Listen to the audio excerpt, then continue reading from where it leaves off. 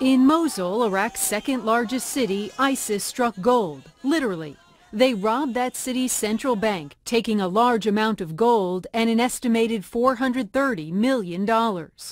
A smash and grab like that, some experts predict, could make them the richest terror organization in the world. The Council on Foreign Relations reports most of ISIS's financing comes from smuggling, extortion, and other crimes. ISIS is even cashing in on oil, selling crude from oil fields they took control of in northern Syria right back to the Syrian government. The New York Times reports ISIS is also selling electricity from captured power plants back to the government too. They also do a lot of the traditional terrorist fundraising activities, kidnapping, robbing, thieving, they're involved in the drug trade. They have money laundering schemes. In the Daily Beast, Josh Rogan reports that ISIS has also been funded for years by wealthy private donors living in countries the U.S. considers allies, countries like Kuwait, Qatar, and Saudi Arabia, and that those governments, says Rogan, know it's happening but choose to look away. The governments could have some plausible deniability and say they weren't funding them directly. At the very least, they were looking the other way. Now back to the numbers. If you do the math, ISIS may be worth at least $500 million after that last attack on that bank in Mosul. In 2011, the Taliban was said to be worth an estimated $70 million to $400 million. Even al-Qaida can't compete. Al-Qaida had an operating budget of about $30 million a year before the 9/11 attacks. And all of this cash on hand only allows ISIS to attract more extremist fighters who are drawn to higher salaries.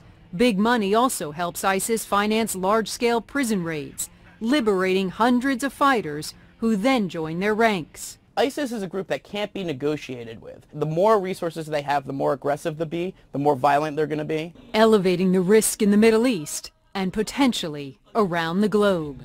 Randy Kay, CNN, New York. The deputy head of Lebanon's resistance movement Hezbollah blames the United States and its allies for the spread of terrorism in the Middle East. Sheikh Naim Qassam says America and its regional and international partners have brought tech-fairy terrorists to the region to fight the Syrian government and then allowed them to gain power in Iraq. Qassam has warned against the growth of terrorist organizations in Iraq, saying that they pose a threat to the whole region and the world. The Hezbollah official also called for action to stop the Islamic State of Iraq and the Levant, the foreign-backed insurgent group operating in Iraq and in Syria. It is not in our U.S. interest to go and involve ourselves in the middle of what is a religious civil war. Are there specific security threats to the United States coming from terrorist factions? Yes, in Iraq, in Afghanistan, in Pakistan, and many other countries in the world. We have to focus our resources that we have, focus our great military on those direct and imminent threats rather than getting distracted by involving ourselves in another civil war that's occurring in another country between religious factions that have been warring for generations. Congressman, let me just say... Go ahead.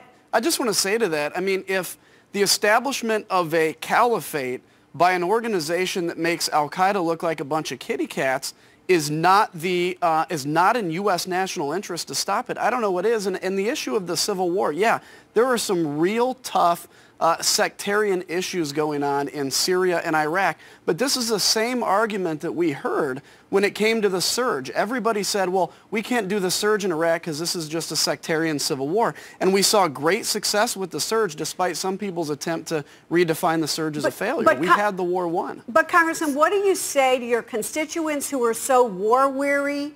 You know, 2/3 of the American public believes it was a mistake to have been in Iraq, that we got nothing out of it. Now we're talking about going back. What do you say to them? Well, look, the American people have a right to be war-weary. American leadership does not. Leadership is about doing the right thing, even if it's tough. I'm glad that Truman at the end of World War II didn't say, America's too war-weary, we can't leave a residual force in Europe, because Russia would be twice as big as it is today. The point of leadership is leading a war-weary public to the point of saying, this is in national interest, we have to do it. Not standing in front of people and saying, I know you're tired, I know you're tired. It's standing in front of people and saying, I know you're tired, but we have to prevent a caliphate by ISIS from being established. The United States and Iran are moving into stage 2 of their rapprochement. They are now fighting together to crush al-Qaida terror in Iraq, Deb Kafal's exclusive military sources report. Iraq is just 2 weeks into a major offensive for cutting al-Qaida down, the first major military challenge the jihadists have faced in the past 6 years. 3 armies are fighting alongside Iraq, the United States, Iran's Al-Quds Brigade's officers, and Syria. Their mission is to foil al-Qaeda's drive for its first independent state in the Middle East across the Iraqi-Syrian frontier. Its Iraqi and Syrian branches, ISIS and the Nusra Front, have declared a holy war to this end under their commanders Abu Bakr al-Baghdadi and Abu Muhammad al-Golani. The Anbar province of western Iraq is the scene of the fiercest combat close to Iraq's border with Syria and Jordan. To counter al-Qaeda's superiority in speed and surprise, the U.S. has sent the Iraqi army Hellfire surface-to-air missiles. They are already in use against al-Qaeda camps on the Syrian border. Next, Washington is sending out small, long-endurance, unmanned aerial scan eagles. These drones are the best suited to combat in Anbar's deep wadis and the halophyte thickets lining the Euphrates River. The Wall Street Journal reports Iran is sending units of its al-Quds forces into Iraq to help stop the Sunni fighters from ISIS. A senior Iranian official told Reuters Shiites in Iran are so alarmed by the gains of the Sunni insurgents, Tehran may be willing to cooperate with Washington in helping Baghdad fight back. Meanwhile, of course, a lot of talk about John Kerry's statement to Yahoo News earlier on Monday, where he suggested it could be possible for some sort of cooperation between Iran and the U.S. when it comes to fighting the Islamic State in Iraq and Syria. We're open to discussions if there's something constructive that can be contributed by Iran, if Iran is prepared to do something that is going to respect the integrity and sovereignty of Iraq and the ability of the government to reform. Can you see cooperating with Iran militarily? At this moment, I think we need to go step by step. Speaking to US TV personality Katie Couric on Yahoo News, John Kerry did not rule out working with Iran. Iranian President Hassan Rouhani also talked about possible cooperation with the US Friday, but as yet, no decisions. Meanwhile, preparations are underway for several options. The U.S. aircraft carrier George H.W. Bush, where it could launch airstrikes using drones, aircraft and missiles. The U.S. amphibious warfare ship, the USS Mesa Verde, with 550 Marines. This sort of ship is often used for evacuations. If the U.S. does launch airstrikes, then the question is, will they confine them to Iraq? The Sunni militants gained so much strength in Syria due to the ongoing civil war, and now it controls a vast swathe of territory from Aleppo in northern Syria to the gates of Baghdad in Iraq. From what we understand about the situation, is there any way that airstrikes would be enough? Is there any chance at any kind of political reconciliation there right now? Not at the moment, you don't know who to strike. Airstrikes involve intelligence. Intelligence means you have to trust the people giving you the information. We're talking about an Iraqi government whose own military doesn't trust it. They walked away. They walked away because they didn't feel they had a stake in the future of their country, at least in part. The Kurds don't trust their government. Many Sunnis don't trust their government. How can the United States trust any intelligence that comes out of the government of Nouri Maliki? So airstrikes, boots on the ground, these things are simply not part of the equation right now. All right, so now we're dealing with really a three-tiered problem. Even to keep it simple, we're focusing on ISIS, okay? ISIS is the militant group. The acronym ISIS is basically Islamic State in Iraq and Syria, okay? Yes. Now, you've told us already they are different because they are not about chaos. They are about land grab and control. Explain. Yeah. Well, most terrorist groups that we're familiar with in modern times, all they want to do is mayhem. They want to kill a lot of people. They talk about going to paradise. They talk about the perfect Islamic State. But this is a group that is actually seizing territory, holding on to it, appointing governors, appointing local administration. They seem like they want to rule. They want a nation on this earth, not the one in paradise. And that makes them very different. That's a different level of ambition than we've seen from, let's say, Osama bin Laden or people from his group. And you see it in their plan. We are impressed by the speed. I mean, they're just overtaking the country. There's almost no resistance, but they're being smart. Mosul. Why do they want Mosul? It's the second biggest city, but there's huge cultural cachet to it. There's historical importance. And basically the metaphor is, if I control this, I control what matters. True? Mosul is an ancient city. It's a very important business center. It has been for hundreds of years. It is the home of many of Iraq's most famous military commanders. Mosul prides itself as the city that gave Iraq its greatest military commander. So there's a big political and propaganda message that is being sent when they take Mosul. And they just rolled through, you know. They came down this route, sorry to interrupt, but Please. They came down this route faster than the United States and its coalition went up in 2003. That speed is incredible. They travel very light, very fast, and they are traveling, let's not forget, a lot of this is the Sunni part of the country. So they are traveling in territory that, if not friendly, is certainly not hostile towards them and their interests. Now we believe they're headed toward Baghdad. They're getting very little resistance. Kirkuk is also important because when they took that city, it triggered a second layer of problem now. It's not just that they have to deal with ISIS in Iraq, but now the Kurds, who believe Kirkuk should be theirs. So now you have this tribal movement. They come down. Now they're controlling Kirkuk. So ISIS is gone, but you have a new set of not bad guys, but people who are against the Iraqi government in control. And as they move toward Baghdad, you have the Sunni-Shia dynamic coming into play, where the Shia military types, you know, the militias, are being asked to come in to defend the city. 3 layers of trouble. Accurate? Absolutely. Now, with Kirkuk, the Kurds, the Kurdish militia known as the Peshmerga, these are friends of ours. They fought alongside the American military against Saddam Hussein. They are fabled fighters. They're known for their ferocity. The name Peshmerga means people who are willing, who embrace death in a way. So they've now taken Kirkuk. They're not going to very easily give it back to the government in Baghdad. They've wanted Kirkuk for a very, very long time. Kirkuk is an oil city. They're giant. It sits on a giant, giant super lake of oil. So at a strategic importance, economic importance, and for Baghdad to get it back is going to require statesmanship of a level that they don't currently have. So what happens, what we start to see is this man, al-Baghdadi, I know he has different names, but you know that's one of them, at the center of ISIS. When you look at the precision, the speed, the acquiring of assets in cash, because he's emptying the banks, and the momentum he's getting among the people, how do we see this man and what his future is? Well, he is now possibly the most successful modern terrorist because he holds all that territory. That map we showed earlier, that's a country the size of Jordan. And there are only 3 or 4 pictures of this guy, and that's part of his power, that nobody really knows him. There are no videos of him. There are 1 or 2 audio tapes out there that we think may be his voice. Better known as his ambition. Yes. We know that everything that you see in dark now on your screen, he believes should be under their control of one true Islamic state. And of course it also includes Israel. And a big chunk of Israel. And nobody can say these guys haven't told us what they want. It's very, very clear what they want. They want all of this territory, and this includes, as you say, Israel, all of Iraq's oil, bordering on some incredibly, you know, an ally here, a rival there. And you've mentioned to me before we came on, there's word that Revolutionary Guard from Iran are on the ground in Iraq, ostensibly to help the state, but to the Iraqis, that's just more destabilizing because of the history with Iran. There were reports of that yesterday, and if it's true, it would be, as I was saying earlier, like throwing a grenade into an armory, because Iraq and Iran fought an 8-year bloody war. More than 500,000 Iraqis died.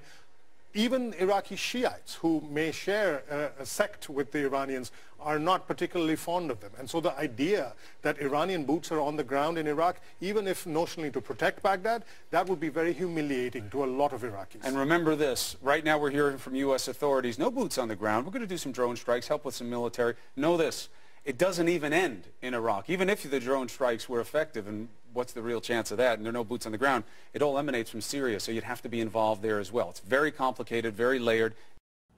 Some call him the new bin Laden. He's ruthless, known for ferocious attacks. His mission, to fight for an Islamic fundamentalist takeover of Iraq and Syria. Much about Abu Bakr al-Baghdadi is a mystery, but not his viciousness. Very brutal, very extremist fighter who would execute his rivals.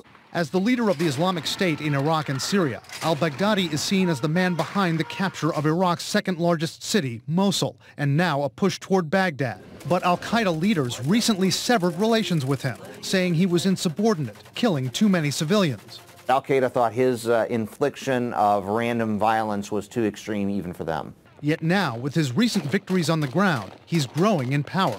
Abu Bakr al-Baghdadi is emerging as a central figure in the jihadist movement, and his organization is growing ever more popular.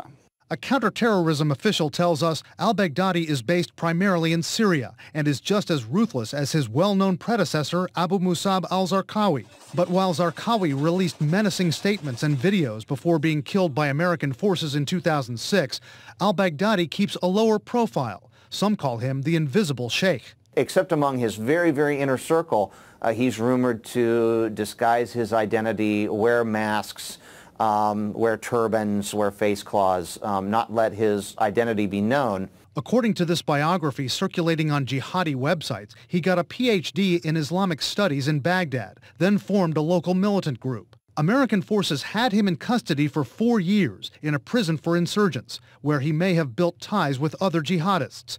He was freed in 2009, and within a year was the leader of Iraq's al-Qaida affiliate, heading up a renewed campaign of bombings and assassinations. What's Abu Bakr al-Baghdadi's future?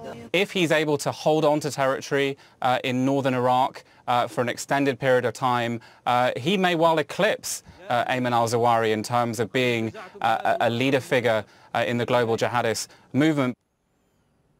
But to do that, he's got to survive. All 3 of his immediate predecessors as the top jihadist leaders in Iraq were killed. And right now, Abu Bakr al-Baghdadi's got a U.S. bounty on his head of $10 million. The south will be south for the Shia. The Sunnis already have their area, and the Kurds have their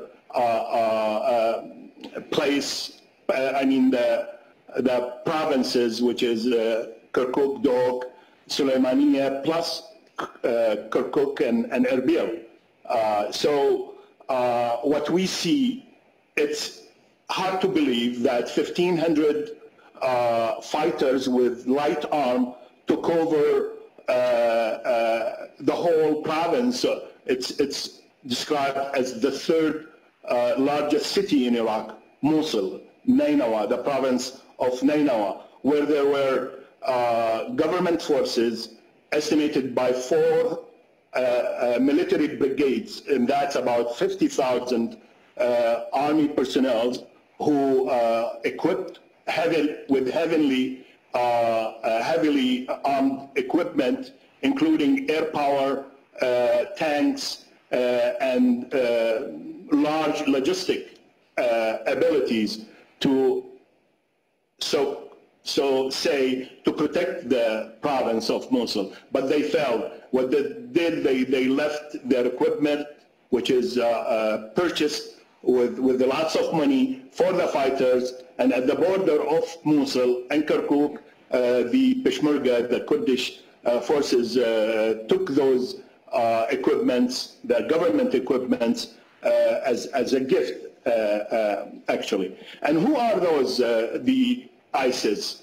I think, as it's believed by an average Iraqi, they are part of the al-Qaida, so-called al-Qaida previously, were created by the CIA and partially and with the Saudis partially in the 70s to fight the USSR when the USSR occupied Afghanistan in the 70s. So part of them, the al-Qaida, then the other major part is the generals from the previous army, the Saddam Hussein army, who are well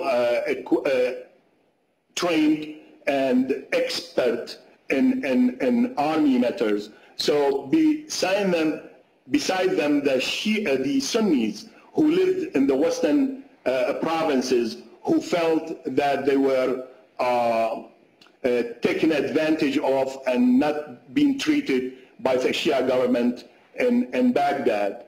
And with them, of course, some extremists, Islamic extremists from Chechnya, maybe, Afghanistan, North Africa, and some other Arab countries.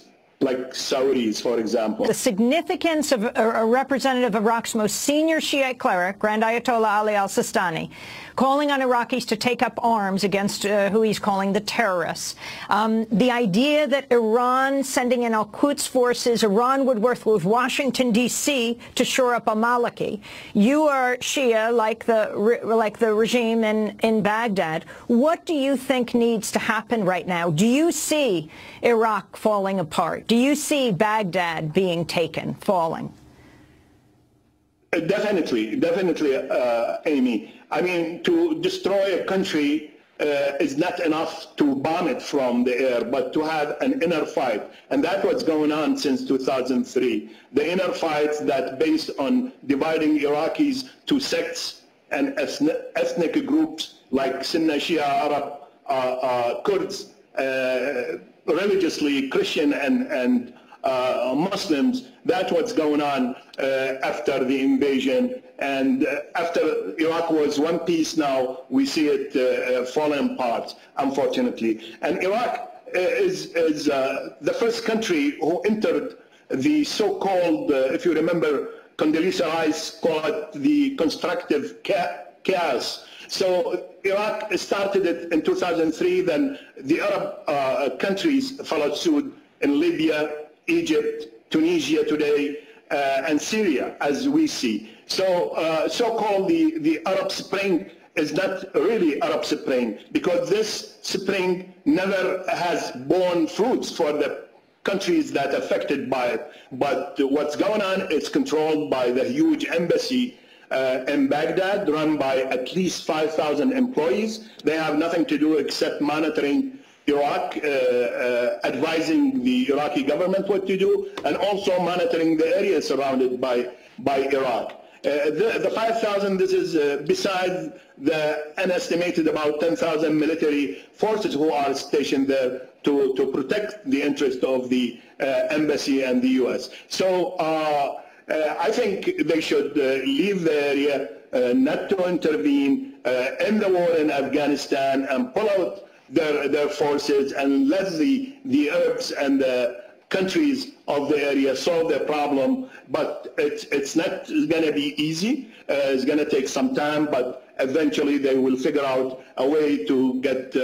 but remember, there was a security agreement between Iraq and the U.S. In 2011. How many people from this country are fighting for ISIS, and what risk do they pose to the UK? Well, the estimates that have been given so far is that around 400 people from the UK have taken part in fighting with ISIS, but those numbers are much more based around what is happening in Syria rather than what is happening in Iraq, where we have considerably less information. What I can say to the Honourable Lady is, together with the Home Secretary and others, I've chaired a series of meetings in Whitehall to make sure that our intelligence, security and policing services are focused as sharply as they can onto this problem. The estimates are now that this is a greater threat to the UK than the return of foreign jihadis or fighters from the Afghanistan or Pakistan region, and we need to make sure we're doing everything we can, as I said, to keep our country safe.